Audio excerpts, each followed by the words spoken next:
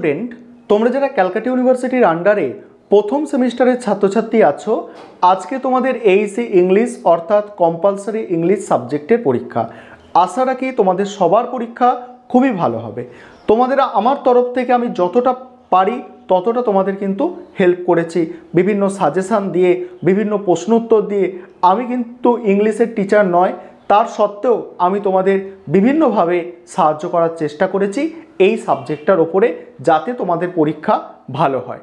আরেকটা বিষয় এখানে বলবো যে এইচএসসি ইংলিশ সাবজেক্টের পরীক্ষা সংক্রান্ত কিছু ডাউট তোমাদের মধ্যে আছে, সেই ডাউটগুলো শেষ সময় তোমাদের ক্লিয়ার করার জন্যই আজকের ভিডিওটা তৈরি। দেখো, প্রথম যে ডাউট, তোমাদের ওএমআর সিটে পরীক্ষা হবে না ওএমআর সিটে পরীক্ষা হবে না। দেখো, এতদিন অর্থাৎ আগে যে সিলেবাস, সেই সিলেবাস অনুযায়ী এইচএসসি ইংলিশ ওএমআর সিটে পরীক্ষা হতো। সেক্ষেত্রে ইউনিভার্সিটি খাতা দেখতো, ইউনিভার্সিটির ওএমআর সিট চেক করার যে ব্যবস্থা সেটা ছিল। কিন্তু কলেজের ক্ষেত্রে কি হচ্ছে, কলেজের ক্ষেত্রে ওএমআর সিটে পরীক্ষা নাও হতে পারে। কারণটা কি? অনেক কলেজ তো নোটিশও দিয়ে দিয়েছে যে তাদের ওএমআর সিটে পরীক্ষা হবে না। তা কারণটা কি? কারণটা হচ্ছে যে ওএমআর সিটের যে চেক করার যে প্রসেস, তার জন্য যে একটা মেশিন লাগে, সেটা কিন্তু প্রত্যেকটা কলেজে নাও থাকতে পারে। সেই কারণে অনেক কলেজ অলরেডি সেটা নোটিশ দিয়ে জানিয়ে দিয়েছে যে তাদের কলেজে ওএমআর সিটে পরীক্ষা হচ্ছে না। আর এখানে আরও একটা বিষয় বলবো যে তোমাদের কিন্তু এমসিকিউ প্যাটার্নেই পরীক্ষা হবে। তোমরা অনেকে জানতে চেয়েছো যে আমাদের কি বড় প্রশ্ন থাকবে, এটাও ডাউট আছে কারোর মধ্যে।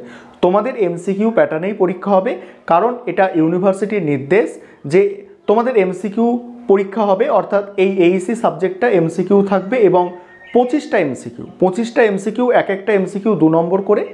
আর এটা লিটারেচার সাবজেক্ট, অর্থাৎ বেঙ্গলি, ইংলিশ, এইসব যে লিটারেচারের সাবজেক্টগুলো আছে, এই সব সাবজেক্টে কিন্তু কোনো রকম নেগেটিভ মার্কিং থাকে না। অর্থাৎ তোমরা যদি কোয়েশ্চেনের উত্তর ভুল করো, সেক্ষেত্রে চাকরির পরীক্ষায় যেমন নেগেটিভ মার্কিং থাকে, এখানে কিন্তু কোনো নেগেটিভ মার্কিং নেই।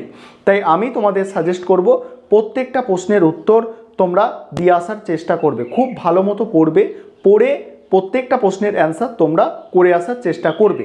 আর তোমাদের যদি ওএমআর সিটে পরীক্ষা হয়, তা ওএমআর সিট কীভাবে ফিল আপ করতে হয় সেটা তোমাদের আমি দেখিয়ে দিয়েছি। ওএমআর সিট যখন ফিল আপ করবে, যদি ওএমআর সিটে পরীক্ষা হয়ে থাকে, তখন খুব কেয়ারফুলি তোমরা প্রশ্নটাকে পড়বে, যেটা সঠিক অ্যান্সার হবে ভালো করে বুঝবে, বুঝে তবেই তুমি ওএমআর সিটে ফিল আপ করবে। এবং ওএমআর সিট ফিল আপ করতে গেলে কালো কালির পেন দিয়ে ওএমআর সিট ফিল আপ করতে হয়। এটা তো বলাই আছে, ইউনিভার্সিটির নির্দেশ এটা, বা সমস্ত পরীক্ষার ক্ষেত্রে ওএমআর সিট ফিল আপ করলে সেটা কালো কালির বল পেন দিয়ে ফিল আপ করতে হয়। যে কালো কালির পেন আমরা ব্যবহার করি, সেই পেন দিয়ে ফিল আপ করতে হয়। আর ওএমআর সিটে যদি পরীক্ষা না হয়, সেক্ষেত্রেও ভয় পাওয়ার কিছু নেই। কারণ কি, এইচএসে তোমরা যেমন এমসিকিউ প্রশ্নের উত্তর দিয়েছো, যে তোমাদের এইচএসেও এমসিকিউ প্রশ্ন থাকতো, সেখানে যেভাবে উত্তর দিয়েছো সেভাবে উত্তর লিখবে, কোনো ভয়ের কোনো কারণ নেই। আর আশা রাখি তোমাদের সকলের পরীক্ষা খুবই ভালো হোক, এবং তোমরা অবশ্যই পরীক্ষা হয়ে গেলে কমেন্ট করে জানাবে যে তোমাদের পরীক্ষা কেমন হয়েছে।